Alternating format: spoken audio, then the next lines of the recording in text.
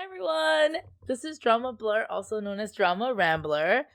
And today I'm so excited to make this video as this is a first impression / first ramblings on a Chinese drama that is currently being aired on the platform iQIYI.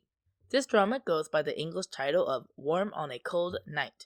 It is slated for 36 episodes, and while I'm making this video, I have watched the first 12. Now the drama is a period fictional time-setting drama that is centered around our female lead, Su Zhi'er, who is played by Li Yitong, and she is a female constable from the Cold Qin Kingdom. There's this bizarre murder case that happens within her city which will allow her to meet our male lead, Han Zheng, who is played by Bi Jun, a nobleman that hails from the warm Qi Kingdom. They both are kind of like this complementary cold and warm duo who will partner up to discover the truth behind this case and actually resolve some underlying issues that concern both their rival tribes. So that's the overall plot for this drama, like a general idea I want to give out to you guys. And I just want to go ahead and just dive right in to ramble on about what I like so far, some things I think could be maybe improved, and other details I just want to discuss.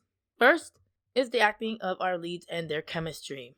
Now, Bi Jun and Li Yitong, they both are doing a great job acting as their characters. It's nothing phenomenal, but I will have to commend them because it's very natural on both sides. Especially for Bi Jun, I have been following his works since his 2021 drama Sweet Tea, and in the past few months, he's had 2 other dramas that came out, plus this one, now it's 3, so within 3 months, we're getting like 3 dramas of him. So I've been seeing him around a lot. And of the 3, this one he's done much better in. So lots of improvements for him. And I'm actually quite excited for him because in this one, since the very first episode, you can see him really playing that character of Han Zheng, which male lead gives off this like cool and arrogant vibe.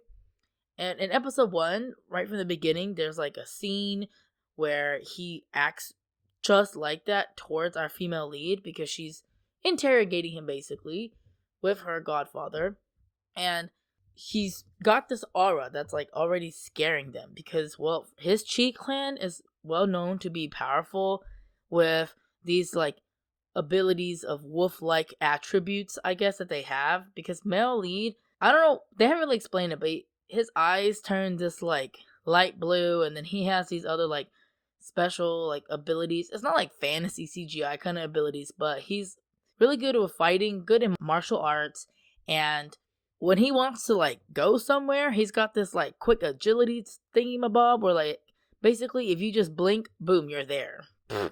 So the way the show portrays it, it's like, okay, they've got these very strong, powerful abilities that female leads city does not have, their people don't have, and they do fear them a little bit because of all these like other attributes that the male lead city does have within them. And so with those abilities, he's got to act very like kind of fierce and stern a bit because, you know, he wants to kind of make them known that, hey, I am from this tribe. And in the beginning, male lead, when he does that, female lead, she's shaking with her godfather. They're like super scared, and then he's being all aggressive. The way he talks to them is like very sly, and he's got this like nice tone going on to kind of like threaten him a little bit, and I'm like, whoa, is this really Bi Jun? Because wow, he is doing good. I can see it in him. You know, it's not even stiff or awkward. It's just like, ooh, okay. So props to Bi Jun there. And Li Yitong as well, though. She is doing a cute, nice job playing as the bubbly and cute, silly kind of female lead in here. They are trying to project to us on the show as like a smart and intelligent woman, as she is part of the inspection bureau, so they're solving lots of cases all the time. And I will say this, she is a very intelligent woman, but here's one thing I don't quite like how the show is writing her too. I feel like sometimes they're confusing the word bubbly with ditzy. She's not like super ditzy, I would say, but there are some careless moments or things she does that kind of makes you want to question her intelligence a bit. She's book smart for sure, I will say that. There's just certain things where it doesn't quite fit this personality that the show is really projecting onto us. Like, okay, yes, she's smart, I see it, great. She's working along in the inspection bureau and helping with these cases. real well. But then there are some moments where she will do some careless things that make you kind of go like, how are you not blown up in your cover already or something? Like if they go undercover, how's it not blown already? Because some things she does is kind of ooh, okay. But that's just on the character itself. Lee Tong on her own acting wise though, great. Like she's nailing it. She's got this like youthful look still to her, so whenever she acts like cute or bubbly, it's not really cringy.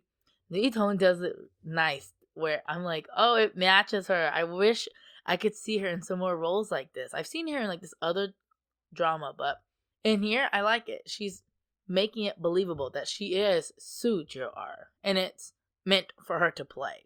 Which brings me to why I love the chemistry between both our leads. Their chemistry leads to good comedy as well. So the show does have good comedy, which complements to the mystery portion of the show. Their chemistry is funny because Bibinjin and Lee Tong, their characters are complementary, like I said, warm and cold duo, right? He's from the warm tribe, but they fear heat. She's from the cold tribe.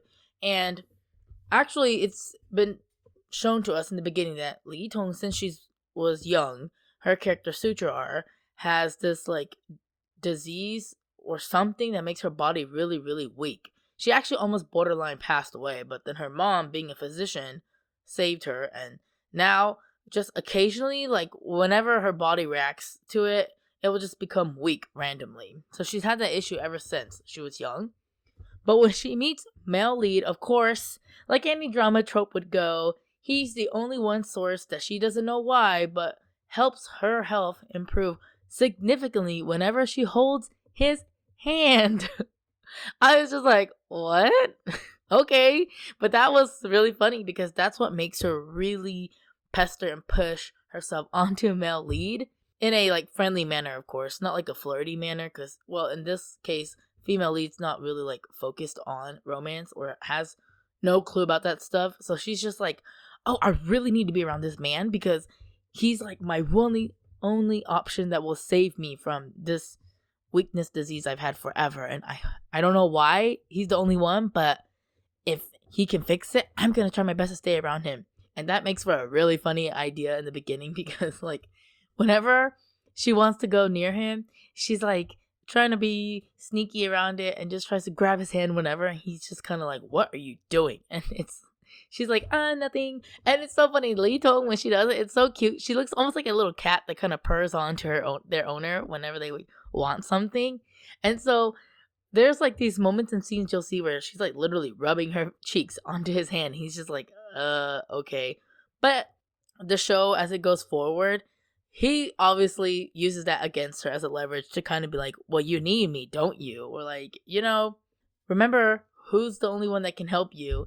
It's kind of like, not really an asshole kind of deal, but it's his way to keep her close by. Of course, typical male lead, right? So it makes for some really funny scenes and some really good chemistry because she's just kind of like, okay, I guess. But she obviously doesn't just succumb to him only because she needs that. She will still be stern in her own ways and be like, hey, no, like we still have to do it this way. Or, I found some clues on my own and blah blah blah. And so they bicker and banter and it's really funny.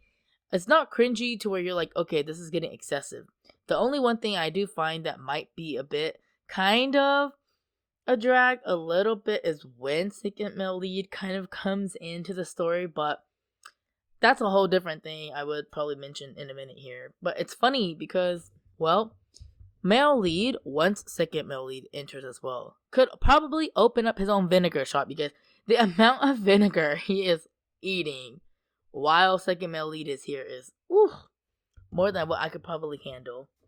The second male lead, though, right, ironically, is also named Wen Jun. And when he enters into the show, it just joins them as kind of like another addition to this duo to solve crimes and cases, although he is actually the second prince of the female lead city there. He doesn't care for royal stuff, so he's more interested in solving these cases since he is kind of more so a script writer. And they have this kind of weird trio kind of chemistry that goes on to make it funny to watch since male lead does not have any people skills. So when he's straightforward, I mean he is straightforward and just talks however he wants. Whereas Sujar and our second male lead, they both kind of are silly and childlike together. So when they discuss things, it makes male lead jealous because he's just kind of like, well, why are you two so, you know? So I'm like, y'all know what's gonna go on there. And sometimes I will have to say too, female lead is hilarious because she's very ignorant to the romance portion. So she's just like, I don't know, I'm just doing my thing, trying to solve these cases. I don't really care. I swear, I'm like, oh wow. She just doesn't know. Her godfather, he's hilarious too when working with them, or just as he is with female lead. They are a hilarious duo working together. I sometimes want to laugh because it's like, is this where she gets her personality style from a little bit? Not sure, but when they are together, it's funny as well. So a lot of good chemistry going on from different points. And I will have to say, best yet is still just when they're all working together to solve the cases together. Now, amongst the questions of what people want to ask about, the mystery portion of this show is also something I want to discuss because, of course, the show is focused on the mystery. So far in the first 12 episodes, I would say the mystery has been shown to us lightly, of course, because they're trying to develop more on male lead and female lead's relationship and how they get together to solve these cases. But I do kind of wish there was a bit more of solid standing on the mystery.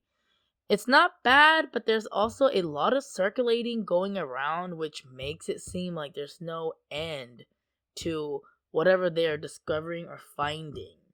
Like, what I mean, I guess, is they'll find something, like a clue, and then try to go forward with that, and then it doesn't work out, comes back to square one. So it doesn't really like they're moving anywhere. But I guess it's only the first 12 episodes, and I realized the mystery portion is finally getting delved more into a little bit now by 12. So I think I'll just be a bit patient on that. So far, it's still okay, just I'm hoping there's more better development towards it to kind of give it a solid standing. Because right now, there's a lot of random clues and facts that they have, but it just hasn't really been able to piece anything together or solidify enough to where I'm like, okay, this portion of the mystery is solved, not maybe solved, but like connected to kind of say, hey, this is giving us a route somewhere. It's not bad though, so I will say there's just a lot of stuff going on already in the first 12 that for the mystery side that kind of make me go like, okay, maybe we need to kind of like pan it out. I'm not sure, but for the mystery, it's still good. And if they continue to go where they expand it and it goes down more rabbit holes than what we were expecting, like surface level, it just sounds like a regular case. But when you solve it or look more into it, it gets crazier and crazier and crazier. I'm hoping that's the route it goes towards because that makes it a more fun mystery route for that. So crossing fingers for that, everyone. One other thing I do want to kind of mention here is fight scenes. There hasn't been a lot, but when they do fight scenes, I want to commend with the budget of where fighting has been put into because you can tell it's well coordinated and it's quite good. I'm not one to really be good to observe fighting, but even for someone like me who doesn't really know how, I was like, wow, the fighting in here is like good. There's like this one particular scene, I think, where male lead is fighting with someone with this umbrella, and even that was shot beautifully. I was like, whoa, this is really nice. The angles and just the way it was coordinated, I'm like, oh my gosh, wow. There's more scenes, but just that one was one I can vividly remember, just because the umbrellas were also very bright and pretty. So there's also some smaller details that I want to discuss. Nothing major, but it's just something personal to me that kind of bothers me, but maybe to others it's something else relatable. For example, there's moments with editing, there's a lot of blurs in the editing that makes the show kind of distracting at times. What I mean, I guess, is there's moments where they will focus on one character talking and then the background behind them gets blurred. It kind of hurts your eyes a little bit. It's just like, can we just already see the natural background behind them? I get that we're focusing on this character, but maybe the blurs would lessen the hurt in my eyes when I watch this. Also mentioning from that is OSTs. I do want to mention, yes, I love the OSTs in here. Like the ending credit song is, oof, something I would say, hey, listen to, because I'm a person who's into like these light, happy-go-lucky kind of bubbly vibe songs, and that is definitely what the ending credit is, and also fits with the show's overall theme. Opening credit is also very good, sung by none other than OST King Liu Ning as well, but hey, he's got a good voice, so why not? So I think that's all I want to say for this drama so far. There's been a lot. I know I've been rambling, but the drama itself so far for the first 12, I'd say has really pulled me in, and I am probably going to continue watching this one because I, again, really like the dynamic that's going on, and the murder mystery is already like pulling me in because I want to know more. So for those of you who are still maybe debating on it, I'd say probably check it out because the comedy, mystery, all of it, it's a very good balance to make this a nice show to watch. And it's not really centered on one main thing to really annoy you. So I'd say, hey, maybe give it a shot and then let me know if you feel the same or not. But regardless, thank you all for listening on me rambling for the past like few minutes here. And as always, have fun and stay safe, everybody. Thank you for tuning in, and I hope to see you all in my other future videos.